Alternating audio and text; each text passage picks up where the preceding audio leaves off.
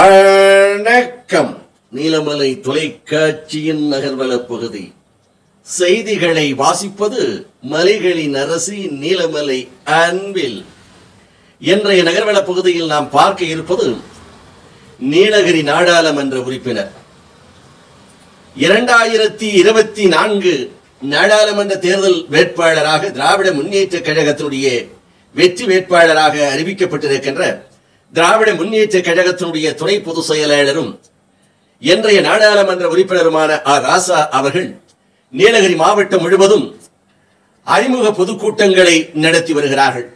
திராவிட முன்னேற்ற கழகத்தினுடைய மாவட்ட கழக செயலாளர் பண்பின் இலக்கணம் பாமு முபாரக் அவர்கள் இதற்கான ஏற்பாடுகளை செய்யப்பட்டு கோத்தகிரி, குன்னூர், உதகை, குந்தா, கூடலூர் என்று பல்வேறு இடங்களிலே வேட்பாளர் அறிமுக கூட்டம், வேட்பாளர் வாக்காளர்களை சந்தித்து வாக்கினை கேட்கும் நிகழ்ச்சி என்று நடைபெற்று வருகிறது. இதில் கூடலூர் பகுதியிலே வெற்றி வேட்பாளராக திராவிட முன்னேற்ற கழகத்தினுடைய வேட்பாளராக இருக்கின்ற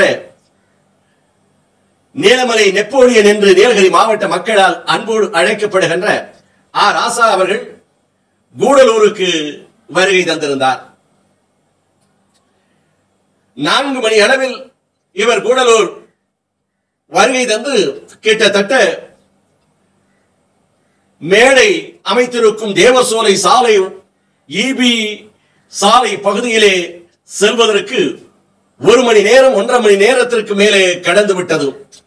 வழி நெடுகிலும் மக்கள் வெள்ளம், ஆண்களும் பெண்களும் தேயிலை தோட்ட தொழிலாளர்கள் முக்கியமாக அதிகமான அளவில் இந்த நிகழ்ச்சியிலே கலந்து கொள்ள வந்திருந்தார்கள். சாலைகள் இருபுறமும் மக்கள் வெள்ளத்தில் இவருடைய வாகனம் செல்வதற்கு மிக சிரமமாக இருந்த நிலையில் 1.5 மணி நேரம் சாலையை கடந்து வந்து வாக்கினை கேட்பதற்கு முன்பாக மேடை அமைக்கப்பட்டிருந்த இடத்திலே இருந்து இந்த நிகழ்ச்சிக்கு திராவிட முன்னேற்ற கழகம், காங்கிரஸ் பேரியக்கம், கம்யூனிஸ்ட் விடுதலை சிறுத்தை என்று தோழமை கட்சிகள் அனைத்தும் வாக்காளர்களிடத்திலே நீலகிரி மாவட்டத்தினுடைய திராவிட முன்னேற்ற கழகத்தினுடைய வேட்பாளர் ராசா அவர்களுக்கு வாக்கினை சேகரித்துக் கொண்டிருந்தார்கள். கொளுத்தும் வெயிலிலும் அதை பொருட்படுத்த முடியாமல் அங்கே பெண்கள் ஏராளமான அளவில் குழுமியிருந்து ராசா அவர்களுடைய பேச்சை கேட்பதற்கும் ராசா அவர்களை பார்ப்பதற்குமாக காத்துக் கொண்டிருந்தார்கள். இதில் திராவிட முன்னேற்ற கழகம் நீலகிரி மாவட்ட தொகுதிக்கு செய்திருக்கக்கூடிய சாதனைகள், தேயிலை தோட்ட தொழிலாளர்களுக்கு சம்பள உயர்வு, போனஸ் என்று பல்வேறு சலுகைகள் வழங்கியது, உதகையிலே இருந்து கூடலூர் பகுதியிலே சாலை அமைத்தது என்று பல்வேறு சாதனைகளை சொல்லி உரையாற்றிக் கொண்டிருந்தார்கள். இந்த வேளையிலே ராசா அவர்கள் வேளையின் அருகிலே வந்து மக்களை சந்தித்து வாக்கினை கேட்பதற்கு முன்பாக நீலகிரி மாவட்ட திராவிட முன்னேற்ற கழகத்தினுடைய மாவட்ட கழக செயலாளர் பண்பின் இலக்கணம் பாமு முபாரக் அவர்கள் முன்னுரை நிகழ்த்த, அதற்கு பிறகு நீலகிரி மாவட்ட திராவிட முன்னேற்ற கழகத்தினுடைய வெற்றி வேட்பாளராக இருக்கின்ற ராசா அவர்கள் உரை நிகழ்த்தினார். அவர் செய்த சாதனை, திராவிட முன்னேற்ற கழகம் இந்த 3 ஆண்டு காலத்தினுடைய செய்த சாதனைகள் என்று சொல்லி மக்களிடத்திலே தேயிலை தோட்ட தொழிலாளர்களுக்கு திராவிட முன்னேற்ற கழகமும் தானும் அதற்கு பரிந்துரை செய்து அவர்களுக்கான சலுகைகளை வழங்கியதையும் எடுத்துரைத்து வாக்கினை சேகரித்தார். இந்த நிகழ்ச்சியில் திராவிட முன்னேற்ற கழகத்தினுடைய நகர கழக செயலாளர் இளம் சிங்கம் சா இளஞ்செழியன், ஒன்றிய கழக செயலாளர் அறிவுமணி லியாக்கத், என்னும் பந்தலூர் ஒன்றிய செயலாளர் சிவானந்த ராஜா, கூடலூர் பந்தலூர் மேற்கு ஒன்றிய செயலாளர் சுஜேஷ், நகர கழக செயலாளர் நெல்லியால நகர கழக செயலாளர் சேகர், என்றும் தலைமை கழக பேச்சாளர் மு பாண்டியராஜ், முன்னாள் நகர செயலாளர் ராஜேந்திரன், காங்கிரஸ் பேரியக்கத்தினுடைய தலைவர் கோசி பேபி, கம்யூனிஸ்ட் வாசு என்று அனைத்து தோழமை கட்சியினரும் எனும் உள்ளாட்சி பிரதிநிதியாக இருக்கின்ற கூடலூர் நகரமன்றத்தினுடைய பெரும் தலைவியாக இருக்கின்ற பரிமலா, நெல்லியாலம் நகரமன்றத்துடைய தலைவி சிவகாமி, ஓவேலி பேரூராட்சியினுடைய தலைவி சித்ராதேவி, இன்னும் வழக்கறிஞர் பிரிவை சேர்ந்த சிவசுப்பிரமணியம், சிவா என்று வழக்கறிஞர் பிரிவை சேர்ந்தவர்கள், இன்னும் இளைஞரணி, மகளிரணி என்று பலரும் இதில் பெரும் திரளாக கலந்து கொண்டார்கள் என்று நமது செய்தியாளரிடம் நகர கழகத்துடைய செயலாளர் சா இளஞ்செழியன் அவர்கள் தெரிவித்ததாக நமது செய்தியாளர் தெரிவித்திருக்கிறார்.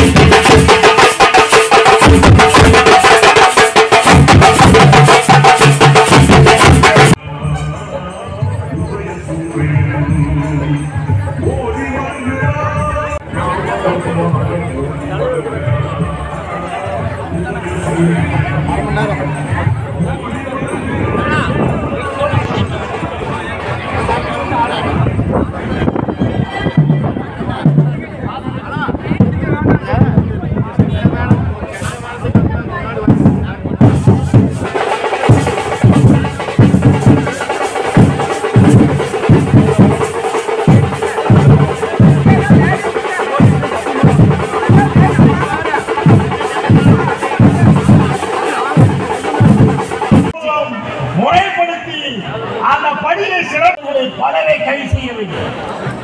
ஏராளமான பிஜேபி அமைச்சர்கள் பலாயிரக்கணக்கான கோடி ரூபாய் ஊழல் செய்தவர்கள் எல்லாத்திற்கும் மேலாக தேர்தல் பத்திரம் என்ற பெயரா 6000 கோடி ரூபாய்க்கு மேல் இன்றைக்கு பிஜேபி ஊழல் செய்திருக்கிறது. போன தேர்தல் என்ன சொன்னார்? ஊழல் இல்லாத ஒரு அரசு உருவாக்குவதற்காக, ஊழல் செய்யாத ஒரு சர்க்கார் இந்தியாவிலே உருவாக்குவதற்காக எனக்கு நீங்கள் வாக்களிக்க வேண்டும் என்று அன்றைக்கு மோடி சொன்னார்.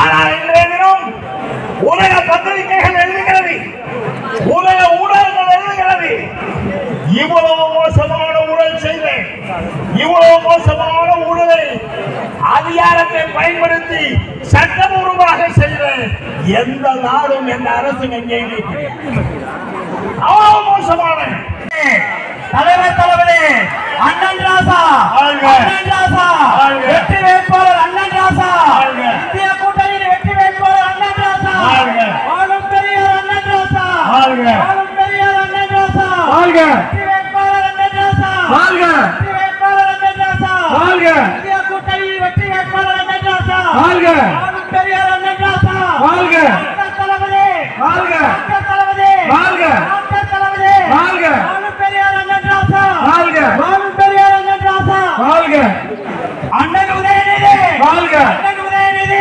அண்ணன் சின்னர், வாழும் பெரியார் அண்ணன் ராசா, வாழும் பெரியார் அண்ணன் ராசா, வெற்றி வேட்பாளர் அண்ணன் ராசா, வெற்றி வேட்பாளர் அண்ணன் ராசா, இந்திய கூட்டணியின் வெற்றி வேட்பாளர் அண்ணன் ராசா, வாழும் பெரியார் அண்ணன் ராசா, வாழும் பெரியார் அண்ணன் ராசா, தலைவர் தளபதி, தலைவர் தளபதி, அண்ணன் உதயநிதி, அண்ணன் உதயநிதி, இந்தியா கூட்டணியின் வெற்றி வேட்பாளர் அண்ணன் ராசா இந்தியா கூட்டணியின் வெற்றி வேட்பாளர் அண்ணன் ராசா ராகுல் பெரியார் அண்ணன் ராசா நாடாளுமன்ற நாயகர் அண்ணன் ராசா நாடாளுமன்ற நாயகர் அண்ணன் ராசா நாடாளுமன்ற நாயகர் அண்ணன் ராசா திரண்டு என்னை வரவேற்கின்ற இந்த வரவேற்பு நிகழ்ச்சிக்கு ஏற்பாடு செய்து உங்களை எல்லாம் கொடியெல்லாம் கீழே இருக்குங்க கொடியார சொல்லலாம் கொடிய கீழே இருக்குங்கப்பா மறைக்குது மாவட்ட கொடியா இருக்குங்க அண்ணன் முபாரக் அவர்களே, அந்த கொடி இறங்கினா கரெக்டா இருக்கும்.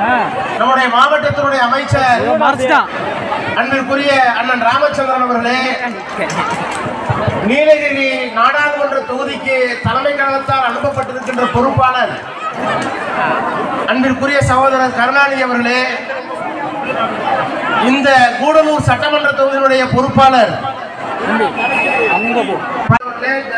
மனிதநேய ஜனநாயக கட்சியுடைய நிர்வாகி அன்சாரி அவர்களே, மக்கள் நீதி மையத்தினுடைய நிர்வாகி அன்பிற்குரிய எஸ்என்ஆர் பாபு அவர்களே, திராவிட முன்னேற்ற கழகத்தினுடைய நிர்வாகிகள் அன்பிற்குரிய காசிலிங்கம் அவர்களே, தியாகத்தலி அவர்களே, சிவானந்த ராஜா அவர்களே, திராவிடமணி அவர்களே, ஒன்றிய கழகத்தினுடைய செயலாளர்கள் சுஜேஷ், மாங்கோடு ராஜா உள்ளிட்ட நண்பர்களே, தலைமை கழகத்தினுடைய பேச்சாளர் பாண்டியராஜன் அவர்களே, கழகத்தினுடைய முன்னணி தலைவர்கள் சுப்பிரமணி, செல்வரத்தினம், உதயகுமார் அவர்களே, நான் உங்களுக்கு புதியவன் அல்ல, நான் உங்களுக்கு புதியவன் அல்ல. 15 ஆண்டு காலம் உங்களோடு இருக்கிறேன். 2009ஆம் ஆண்டு முத்தமிழறிஞர் கலைஞர் அவர்களால் உங்களிடத்தில் ஒப்புவிக்கப்பட்டு நாடாளுமன்றத்துக்கு அனுப்பப்பட்டு மத்தியில் அமைச்சராக பொறுப்பேற்றேன். அதற்கு பிறகு 2014ஆம் ஆண்டு நடைபெற்ற நாடாளுமன்ற தேர்தலில் நீலகிரி நாடாளுமன்ற தொகுதியிலே வெற்றி வாய்ப்பை நான் இழந்திருந்தாலும் அப்போதும் இந்த தொகுதியில் என்னை வெற்றி பெற செய்கிற அளவுக்கு வாக்குகளை அளித்தவர்கள் நீங்கள். அதற்கு பிறகு 2019 நாடாளுமன்றத்துக்கு அனுப்பப்பட்டு உங்களின் குரலாக, தமிழகத்தினுடைய குரலாக, ஏன் ஒட்டுமொத்த இந்தியாவில் எங்கே அநீதி நடைபெற்றாலும் அவற்றை பற்றி குரல் கொடுக்கின்ற கலைஞரின் தம்பியாக, நம்முடைய முத்தமிழறிஞர் கலைஞரின் வழியிலே திராவிட மாடல் ஆட்சி நடத்தி கொண்டிருக்கின்ற உலகமே வியந்து பாராட்டுகின்ற நம்பர் 1 முதலமைச்சர் மாண்புமிகு முத்துவேல் கருணாநிதி ஸ்டாலின் அவர்களுடைய நண்பனாக என்னுடைய குரல் அங்கே ஒழித்துக் கொண்டிருந்தது என்பதை நீங்கள் அறிவீர்கள். எல்லாத்தையும் மீறி எனக்கு என்ன ஆச்சரியம்னா, இந்த 15 ஆண்டு காலமா உங்களோட தான் இருக்க, எப்ப வந்தாலும் வர்றீங்க, எப்ப வந்தாலும் உங்களை கும்பல். ஆனால் இந்த தொகுதிக்கு நிறைய நம்ம சாதனை செஞ்சுட்டுங்கிற இருமாப்பா மிதப்பா அப்படி நினைச்சவன் நான் முட்டாள். தொகுதிக்கு செய்திருக்கிறேன். இப்ப கூட கேண்டீன் தொழிலாளர்களுக்கு ஊதியத்தை உயர்த்தி கொடுத்தோம், போனஸ் வாங்கி கொடுத்தோம்,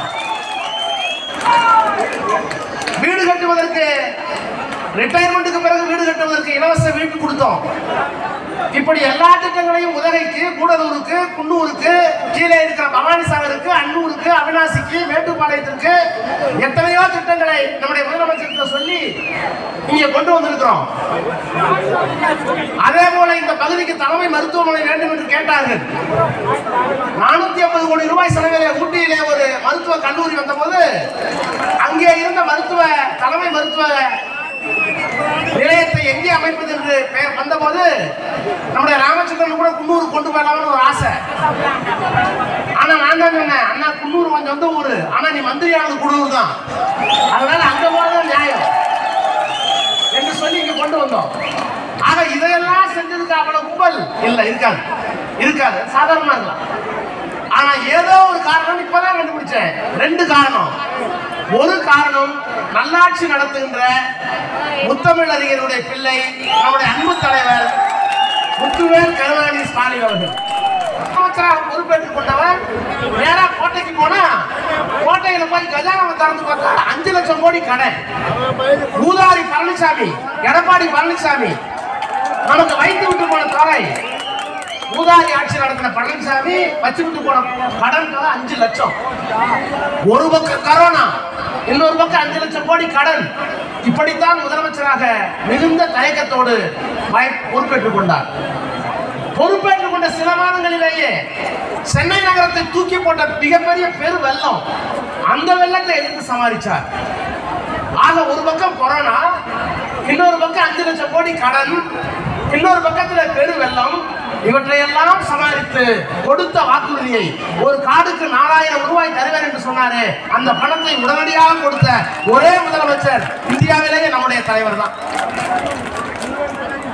இப்படி கொடுத்த வாக்குறுதி நிறைவேற்றுவதற்கு ஒன்றாக இன்றைக்கு மகளிர் உரிமை தொகை 1000 ரூபாய் இருந்தாலும், அல்லது சிற்றுண்டி காலை சிற்றுண்டியாக இருந்தாலும், புதுமை பெண் திட்டமாக இருந்தாலும், எந்த கோரிக்கையை வைத்தாலும், அது ட்ரெயின்டி பிரச்சனையாக இருந்தாலும், அதே போல உலக நாடுகளுக்கெல்லாம் சென்று முதலீடுகள் 8 லட்சம் கோடி ரூபாயை கொண்டு வந்து தொழிற்சாலைகளை உருவாக்கி வேலை வாய்ப்பை கொடுத்தாலும், இப்படிப்பட்ட பணிகளை ஆற்றுகின்ற முதலமைச்சருக்கு நீங்கள் ஆதரவாக இருக்கிறீர்கள் என்பதை உங்களுடைய முகமெல்லாம் காட்டுகிறது. ஒரு காரணம், அந்த காரணத்துக்காக வந்திருக்கீங்க. சரி, இது முக மகிழ்ச்சியோடு இருக்கவே ஏன் இவ்வளவு வீராவேசம் அப்படின்னா இன்னொரு காரணம். என்ன காரணம்? என்ன காரணம்? மோடி அமித்ஷாவும் நாட்டை விட்டு ஓடுங்க. ஒரு நல்லாட்சி நடத்துகிற முதலமைச்சருக்கு அங்கீகாரம் கொடுக்கிறீர்கள், அதே நேரத்தில் ஒரு காட்டாட்சி நடத்தி கொண்டிருக்கிற மோடி ஆட்சியை தூக்கி அளிக்கின்ற ஆவேசமும் கோபமும் உங்கள் உள்ளத்தில் தெரியும். அதனாலதான் இவ்வளவு வேகமா என்ன வரவேற்றிருக்கீங்க. அந்த கோபமும் உணர்ச்சியும் உங்கள் முகத்தில் தெரிகிற காரணத்தினால்தான் சத்தம் பலமா இருக்கு. என்ன காரணம்? 1947 இந்தியா சுதந்திரம் அடைந்த போது என்ன நிலைமை? எத்தனை மொழி, எத்தனை பண்பாடு, எத்தனை ஜாதி, எத்தனை மதம். நான் இன்னும் சொல்றேன், கூடலூர்ல நான் பெருமையோடு சொல்கிறேன். என்ன கேட்டா, கூடலூர்ல இந்தியாவில் இருக்கிற எல்லா தலைவர்களும் கூடலூருக்கு வந்து பார்த்தா எல்லா பிஜேபி தலைவருக்கும் புத்தி வரும். என்ன காரணம்? இங்க இஸ்லாமியர் இல்லையா? மசூதி இருக்க, பக்கத்திலே சர்ச் இருக்க, பக்கத்திலே பெருமாள் கோயில் இருக்க, பக்கத்திலே மாரியம்மன் திருவிழா நடக்குது. கூடலூர்ல என்ன சண்டை? அவங்க நம்பிக்கை பைபிளை படி, குரானை படி, எதை வேண்டாலும் படி. மதத்தால் பிரிந்து கிடக்கிறோம், சாதியால் பிரிந்து கிடக்கிறோம், ஆனால் மொழியால் தமிழர்கள், நாட்டால் இந்தியர்கள் என்கின்ற உணர்வை இந்த கூடலூர்ல பார்க்கிறோம். இது மோடிக்கு பிடிக்காது. அப்போ இந்தியாவை இத்தனை நன்றி சொல்லி பண்ணி கொடுத்தீங்கன்னா நன்றி.